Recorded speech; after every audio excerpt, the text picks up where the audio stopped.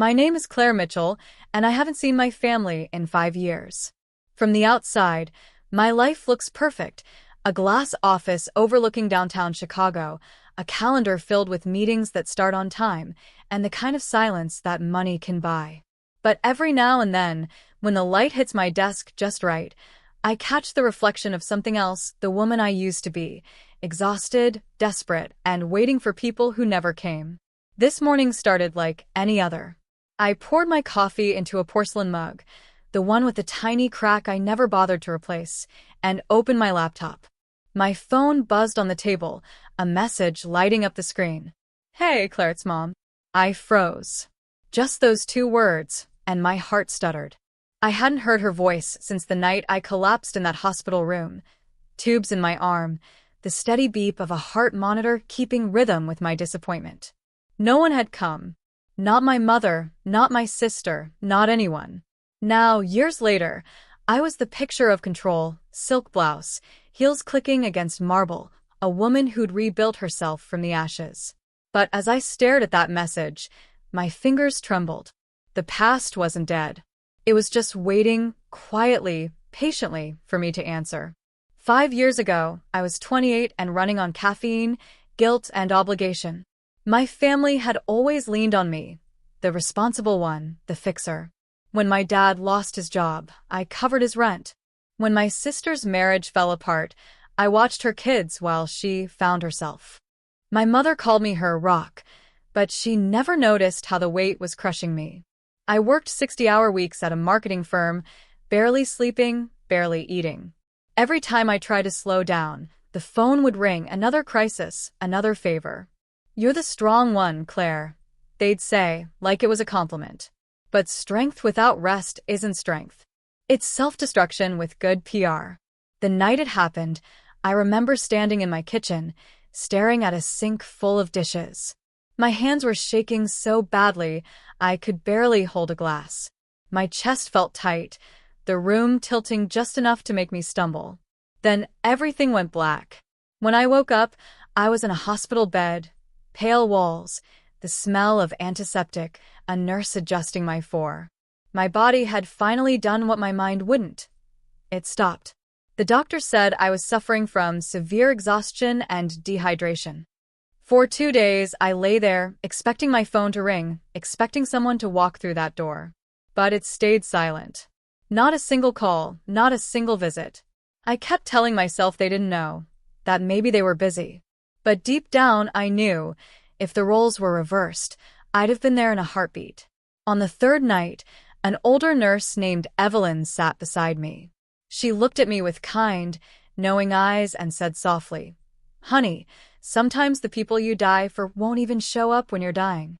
Her words hit harder than the 4 in my arm.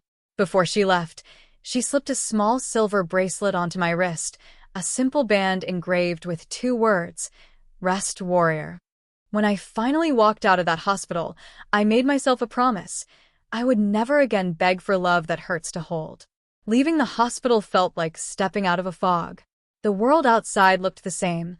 Cars rushing by, people glued to their phones, but something inside me had shifted. For the first time in my life, I wasn't running toward anyone. I was walking away. I moved out of my family's house 2 weeks later. No big announcement, no confrontation. Just a quiet goodbye written on a sticky note left on the kitchen counter. "I need to heal. Don't call me." Then I packed 2 suitcases, took the silver bracelet Evelyn had given me, and rented a small studio apartment in the city. The first few months were brutal. Healing isn't beautiful, it's lonely, messy, and full of nights where you wonder if you made a mistake. I worked part-time at a coffee shop while freelancing in digital marketing. Some days I cried between orders, exhausted from starting over. But there was something sacred in the silence. No one asking for favors. No one draining me dry. Just me, my thoughts, and a cup of strong black coffee cooling beside my laptop. One day, a woman named Margaret Hill, a regular at the cafe, noticed my design work on my laptop screen. She was a business consultant, polished, confident, the kind of woman who commanded a room just by walking into it. She asked, "You did that presentation?" I nodded nervously. She smiled. You've got talent, kid. Ever thought about running your own agency? That moment changed everything. Margaret became my mentor, my first believer. She taught me about clients, contracts, and confidence. Never negotiate from exhaustion, she'd say. Only from value. I took her words to heart.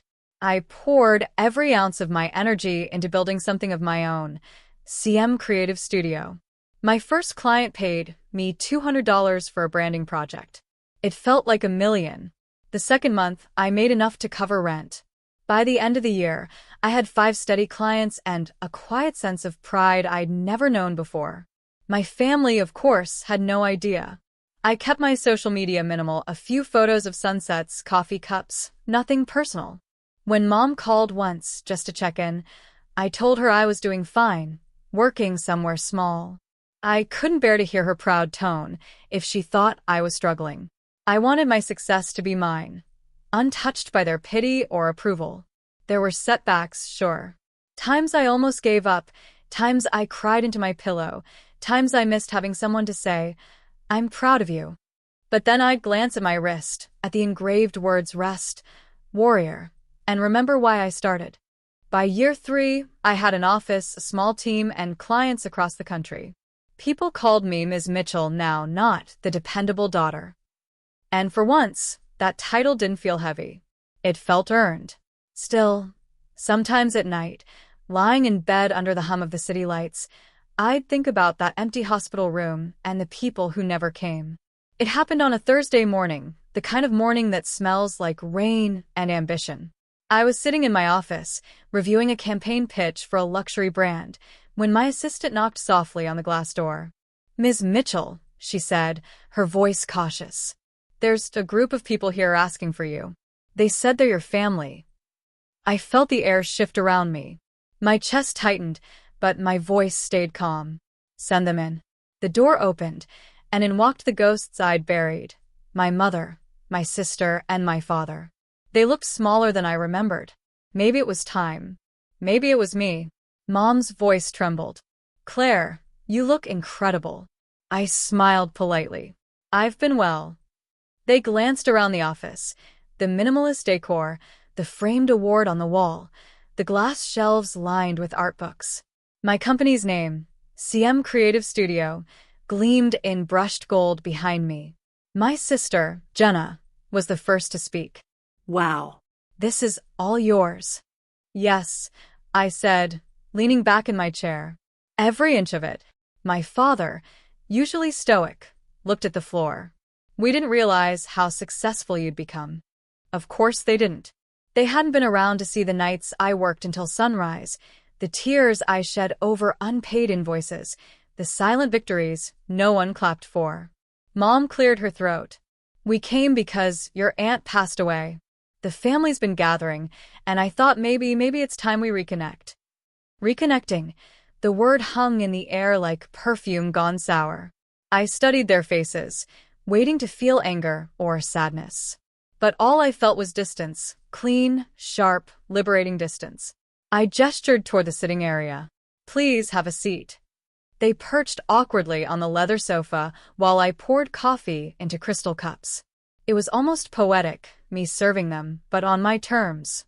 Jenna's eyes landed on the framed hospital discharge paper behind my desk. "What's that?" she asked. I walked over and touched the frame lightly. "A reminder," I said. "Of the day I almost died trying to be everything for everyone. Of the day no one came." The silence that followed was heavy, suffocating. Mom's eyes filled with tears. "Claire, we didn't know." "You never said." "I didn't have to," I interrupted softly. "You knew I was breaking. You just didn't want to deal with it." No one spoke. The only sound was the faint ticking of the wall clock, steady, patient, unbothered. Finally, I took a deep breath and turned to face them fully. "While you were busy expecting me to save you, I was learning to save myself. This company," I gestured around the room, "was built from exhaustion and silence. Every success here started with a lesson you taught me, that I had to fight alone." My father swallowed hard. "We made mistakes, Claire, but we're still your family." "Family," I repeated, letting the word roll bitterly off my tongue. Family should show up when you're bleeding, not when you're shining. They looked stunned, not because I was cruel, but because, for once, I wasn't broken. I walked back to my desk, picked up the silver bracelet resting beside my laptop, and held it out for a moment before sliding it back on my wrist. "I forgave you a long time ago," I said. "But forgiveness doesn't mean access." Their faces fell, guilt, shame, regret flickering in their eyes like a dying fire. I wasn't here to punish them. I was here to close the chapter. As they stood to leave, my mother whispered, "You've changed." I smiled gently. No, Mom. I just finally became who I was meant to be. And for the first time, they believed me.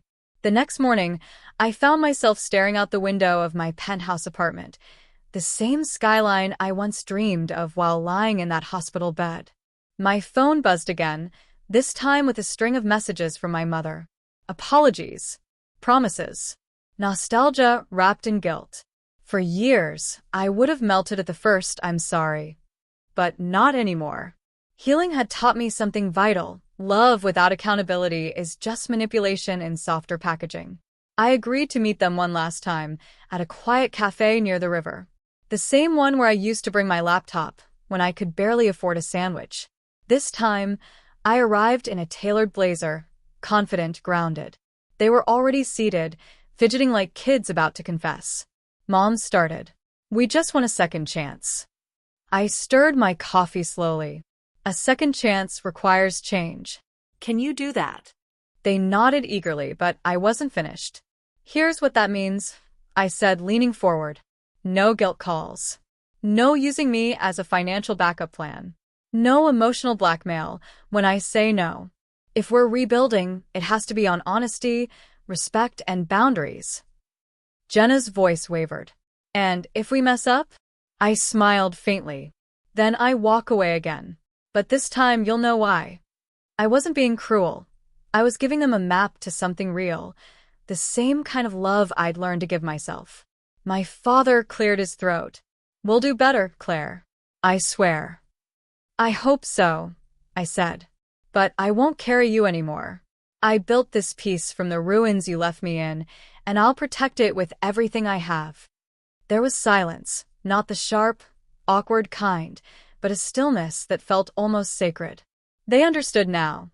Forgiveness wasn't an invitation back into my chaos. It was the closing of the door that once let them in to destroy me. Before I left, I placed an envelope on the table. Inside was a check, not a massive one, just enough to help them settle the debts they'd been struggling with. My way of saying, "I've moved past the pain, but I'll never forget the lesson." Mom reached for my hand, eyes glistening. "You really are strong," she whispered. I smiled softly. No, Mom. "I'm finally rested." As I walked out of the cafe, the wind carried the faint sound of the river below, steady and calm, like my heartbeat. I didn't feel triumphant or vengeful. I felt free. And freedom, I realized, wasn't just leaving them behind. It was knowing I could face them, forgive them, and still choose myself first. Months passed quietly after that final meeting. No more frantic phone calls. No more guilt texts. Just space, the kind of silence that doesn't ache anymore. My family slowly began to change, or, at least, to understand. They respected my distance. My sister started therapy. My father took a part-time job to stay busy. My mother began volunteering at a local shelter. Maybe it was their way of making peace with the people they used to be. As for me, I finally learned how to breathe without waiting for someone to take the air away. My mornings became rituals of calm, coffee on the balcony, sunlight warming my bare feet, my silver bracelet catching the light as I typed out emails to clients around the world. Every so often, I'd twist it around my wrist, tracing the engraving, "Rest, Warrior." That bracelet had been my compass, a reminder that rest wasn't weakness. It was rebirth. Evelyn, that kind nurse, would never know how her small act of kindness reshaped my entire life. One evening, after a long day at the office, I found myself driving by the hospital where it all began. I parked outside for a while, just watching the building glow softly in the dusk. The same windows where I once felt invisible now looked peaceful. I smiled. That version of me, the broken, overworked girl, she didn't vanish. She evolved. When I finally drove home, the city lights shimmered like quiet applause. I thought about how far I'd come, from begging for love to choosing peace, from collapsing alone to standing tall in my own power. Forgiveness, I realized, wasn't a door that swings back open. It's a bridge you cross and then burn, not out of hatred, but to keep yourself from ever returning to the pain. As I unlocked my apartment, the soft hum of jazz filled the room. I poured a glass of wine and sat by the window, the city stretching endlessly beneath me. My phone buzzed once, a text from Mom. Thinking of you. Hope you're resting. I didn't reply. I didn't need to. Some things are better felt in silence. I leaned back, closed my eyes, and whispered the words that had carried me this far. They taught me exhaustion. Life taught me peace. And this time, I chose myself. The city exhaled with me, and for the first time in years, I felt completely, beautifully, whole. Bottom of form.